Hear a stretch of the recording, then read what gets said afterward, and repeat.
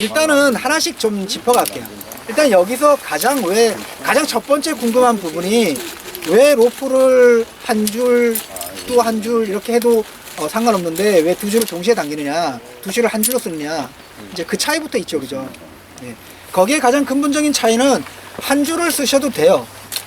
대신 뭐가 조건이 충족이 돼야 되냐면 안전율이라는 게 충족이 돼야 돼요.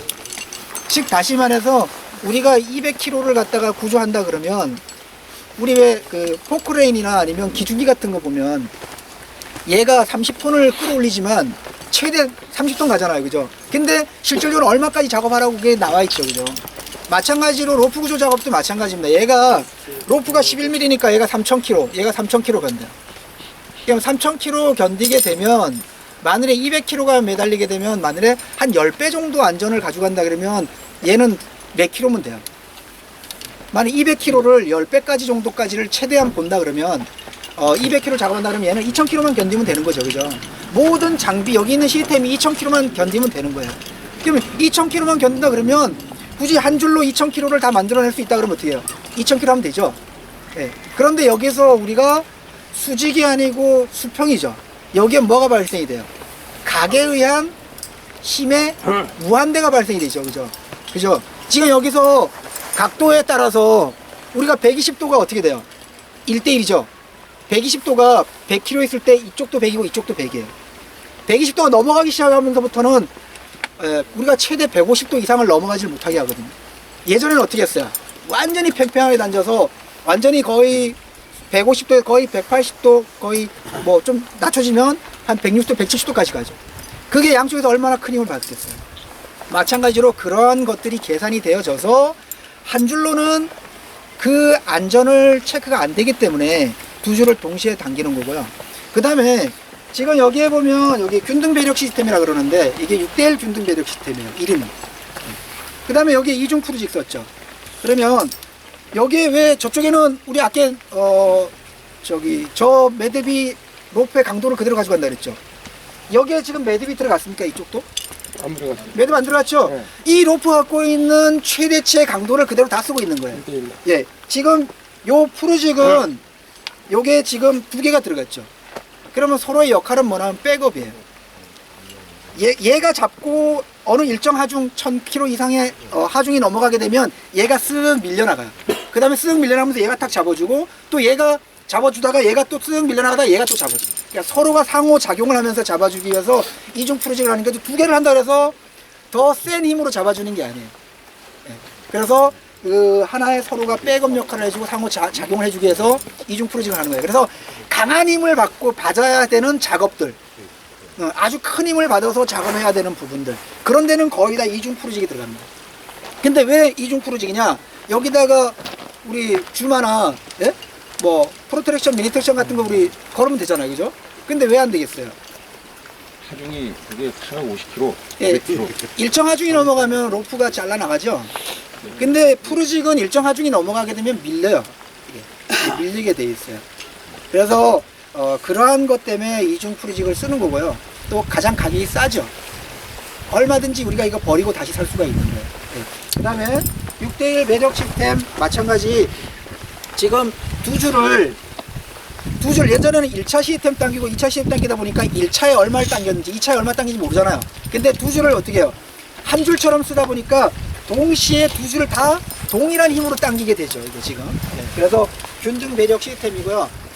지금 여기서 이 시스템은 다 만들어진 거는 맞아요. 이렇게 그 상태가 되고, 백업은 마찬가지 쳐져 있는 상태에서 얘가 밀려나가게끔 하고요. 처음에 이 로프를 만일에 여기서 저쪽에 이제 저쪽에 있는 저 나무를 통해서 이제 만약 구조한다 그러면 처음에 당길 때 로프가 어느 정도 쳐져 있냐면 이제 처음에 우리가 드로라인 던져서 로프 갔잖아요. 그 다음에 여기서 이제 이거를 설치해서 당길 때 로프는 수면에 달락말락할 정도. 네. 저 밑에 흐르는 물 있죠? 거기서 수면에 달락말락할 정도에서 거기서 이 프루직을 건들고 뒤쪽에 나가서 당기면 거의 맞습니다. 그 정도에. 그리고 이거 작업을 하기 위해서는 뭐가 필요해요? 공간이 필요하죠. 네. 공간이 제일 중요한 조건은 강한 확보 지점도 중요하지만 그 당길 수 있는 공간도 반드시 필요합니다. 그 다음에 이렇게 위험한 작업을 할 때는 아무리 튼튼한 백업 장치라도 여러분들 혹시 경험해 보신지 모르겠는데 나무를 있잖아요.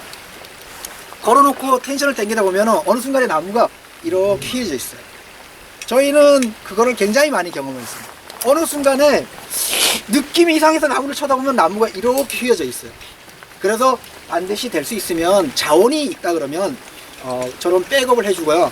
백업을 해주실 때는 지금 양쪽 저쪽에도 백업 여기도 백업돼 있는데 백업은 전부 다 그 스태틱 노프로 해주시는 게 가장 좋습니다.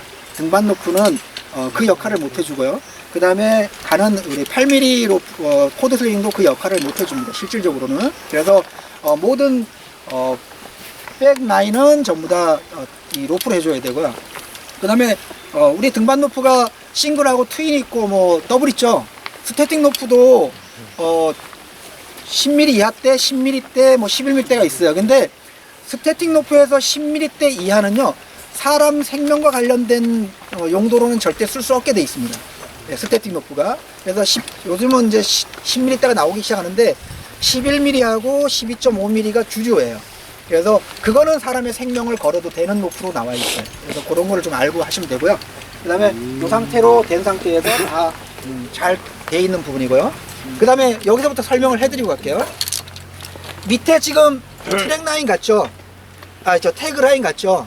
태그 라인의 역할을 어떻게 생각하시면 되냐면요, 확보라고 생각하시면 돼요. 자, 양쪽에 저쪽에 있고 저쪽에 갔어요.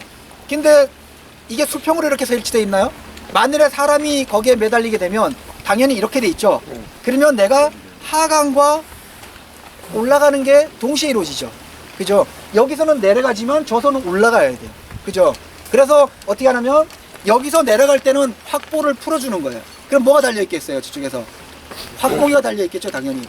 그 다음에 저쪽에서는요, 다시 내려갔다가 당겨야 되니까 뭐가 돼 있어요? 당길 수, 그냥 사람의 힘으로 당길 수 있으면 그냥 당기는 거예요. 대신 거기에 풀어지게 지금 걸려있죠. 그죠? 그 다음에 저쪽에서 다시 이쪽으로 갈 때는 보통 요 구조자가 구조대원이 건너갈 때를 빼고는 저쪽에서 이쪽으로 다 전부 다 오는 거지, 여기서 절로 갈 일은 거의 없잖아요. 그죠? 그러니까 어떻게 해요? 저기서는 되게 풀어주는 역할만 거의 많아요. 그죠? 저쪽에 이제 위험한 지역에서는. 이쪽에서는 뭐예요? 당겨주는 역할이 많죠. 그러니까 그러한 것들을 아시고 배치를 하시면 돼요. 그러니까 만일에 이쪽에서 가야 된다면 당연히 저쪽에도 확보기가 달려있고 이쪽으로 와야 된다 그러면 속도를 컨트롤 해줘야 되겠죠. 그래서 그러한 부분, 그러니까 양쪽의 두 개 부분은 얘가 최종적으로 절단이 됐을 경우에 마지막 보류가 뭐예요? 얘죠. 그 다음에 절단이 되지 않더라도요, 만일에 너무 강한 힘으로 하게 되면 얘가 어떻게 된다 그랬어요? 밀려나간다 그랬죠? 그럼 밀려나가게 되면 어떻게 해요? 당연히 처지겠죠? 그러면 물에 빠지면 그건 100% 사망이거든요. 이 티롤리안 브릿지 같은 경우는 웬만해서는 교육을 안 해요. 너무 위험한 그렇기 때문에 사실은 일반 파트에서 사실 이 작업은 굉장히 위험한 거예요. 옛날에 등반 높이로 시범 보이고 이런 거는 굉장히 위험했던 부분인데, 하여간 그렇게 생각하시면 되고요. 그래서 얘가 만일에 어떤 문제가 생겼을 때 얘 양쪽에 뭐가 걸려 있어요? 양쪽에 푸르짓과 확복이 걸려 있고 저쪽에 푸르짓, 이중 푸르짓 걸려 있죠? 그러면 순간적으로 어떻게 해요? 얘가 탕 쳐지게 되면 순간적으로 양쪽에서 탁 잡아주는 거죠. 최소한 물에 빠지지 않게. 그 다음에 어떻게 해요? 얘를 다시 원상 복귀를 시킨 다음에 그 다음에 또 작업을 들어요. 그래서 이 밑에 들어가는 라인은 백업 라인이다. 예전에는 어때요? 그냥 당기는 용도로만 썼잖아요. 그러니까 거기 하나의 큰 차이점이죠. 대신 그 줄이 처지지 않게 하기 위해서 아까처럼 행거라고 이제 이름을 그렇게 붙였는데, 그냥 그 줄에다가 감아갖고 여기다 카라비나 걸어서 그냥 왔다 갔다 하는 정도, 그냥 떨어지지 않게끔. 그 다음에 다 태그라인 다 돼 있고, 백업 할 때 등반 노프, 그 다음에 가는 이제 그 코드 슬링을 쓰는 것보다는 반드시 써야 되고요. 만일에 없다 그러면 어쩔 수 없이 써야 되겠죠. 그죠? 안 쓰는 것보단 낫죠.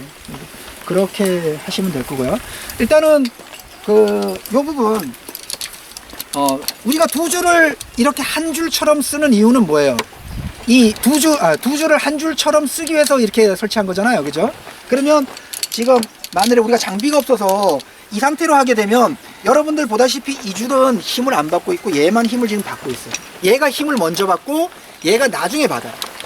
그러니까 즉 다시 말해서 두 줄을 동시에 한 줄처럼 쓰는 게 아니라 한 줄을 먼저 쓰고 한 줄을 나중에 쓰게 되는 거죠.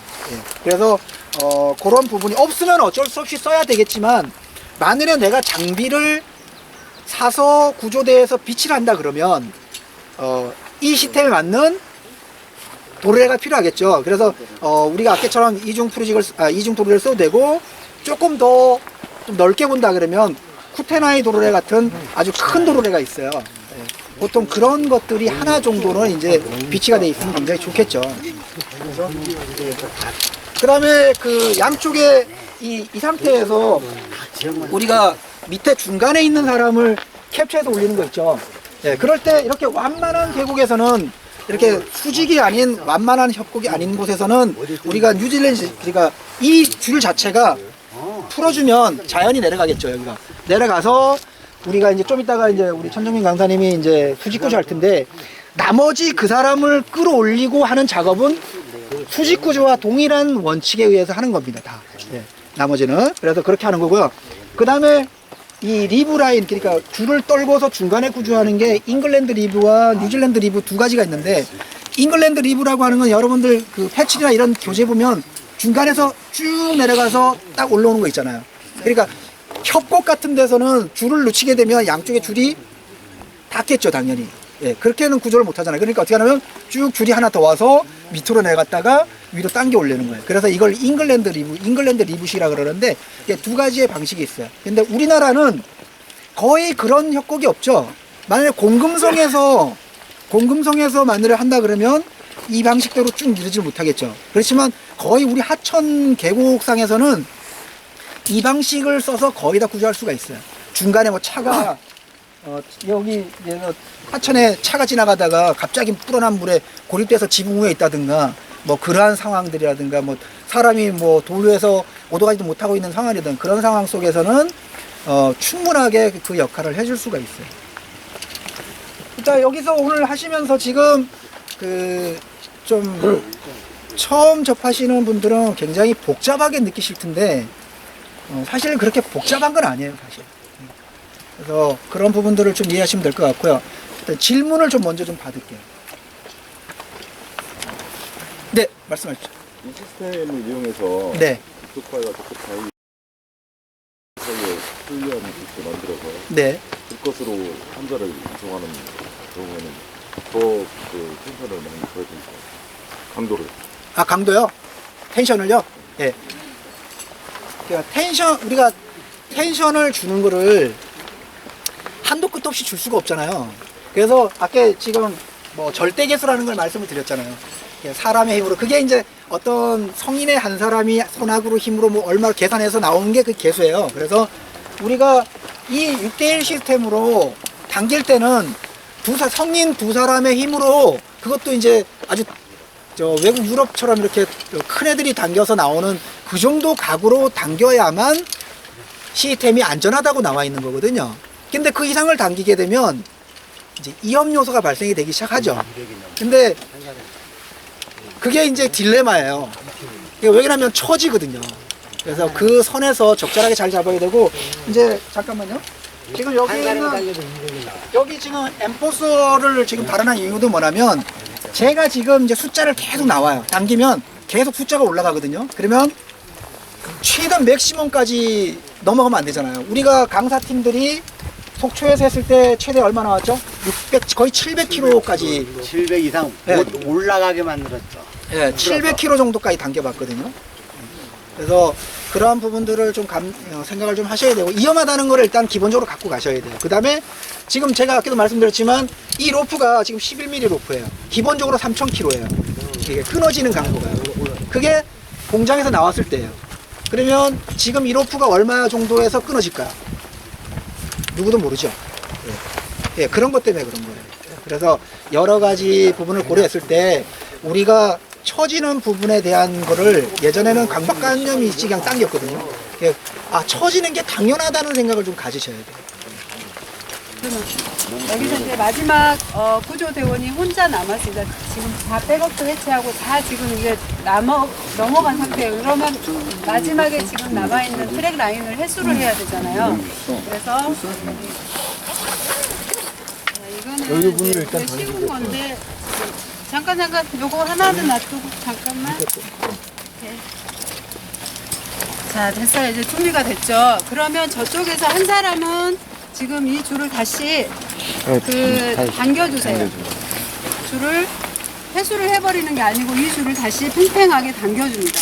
시스템으로 다시 당겨서 이 줄을 팽팽하게 한 다음에 지금 이 트랙 라인이 남아있죠. 그러면 이 줄에 오래 머무를수록 위험도가 높겠죠. 제가 위험하다고 했는데 물론 그럴 일은 없겠지만 혹시 중간에 뭐 마모가 돼 있거나 많은 사람이 왔다 갔다 하면서 끊어졌거나 뭐 흠집이 나 있다면 위험할 수 있겠죠. 그래서 이 트랙 라인을 제거하지 않고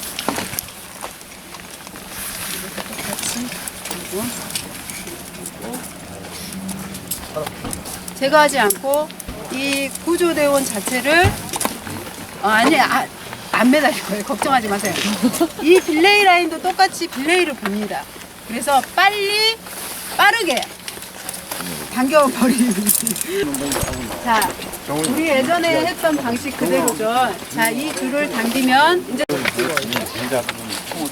자, 이 줄을 당기면 계속 당기세요.